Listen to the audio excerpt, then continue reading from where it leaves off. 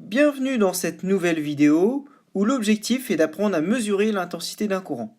On va donc utiliser le multimètre en tant qu'ampère-mètre.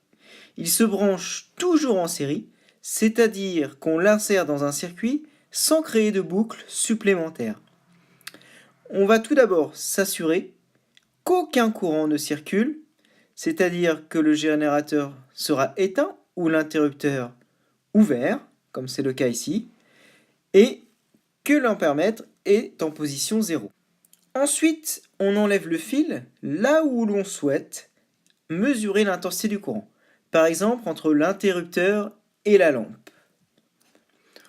On branche ensuite un fil de préférence rouge sur la borne 10A de l'ampère-mètre, c'est-à-dire le plus grand calibre, puis un fil noir sur la borne COM. Le courant doit entrer par la borne 10A de l'ampère-mètre. Donc on vérifie bien que le courant part du plus, on suit les fils et il rentre par la borne 10A de l'ampère-mètre. Puis il va ressortir par la borne COM que l'on va relier à l'autre extrémité de la lampe. Ensuite, on va placer le sélecteur sur la zone A. Elle sera rose sur les multimètres du collège. Il faut se placer sur le plus grand calibre.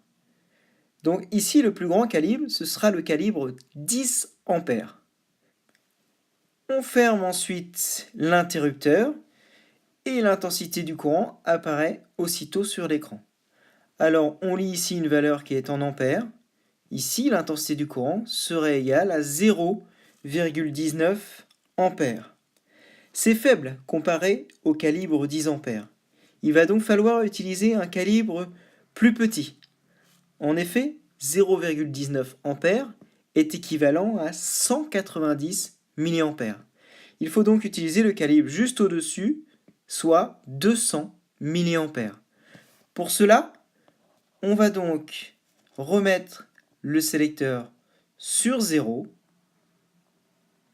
puis on va déplacer le fil de la borne 10A sur la borne milliampères. Et l'on va se placer sur le calibre 200 mA. Comme ceci. La valeur apparaît alors sur l'écran. Elle est égale à 187,4 mA. C'est la valeur la plus précise possible. Alors, si on se place sur un calibre inférieur, par exemple 20 mA, on voit apparaître un 1 avec un point. C'est la même chose sur le calibre 2 mA. Ces calibres-ci sont trop petits. Il y a un risque pour l'appareil, il faut vite se remettre sur le calibre au-dessus. Une autre erreur également est d'inverser les fils branchés aux bornes A et COM de l'ampère-mètre. Dans ce cas, on voit apparaître une valeur négative à l'écran. Il faut donc, si cela arrive, inverser les fils de façon à voir apparaître une valeur positive.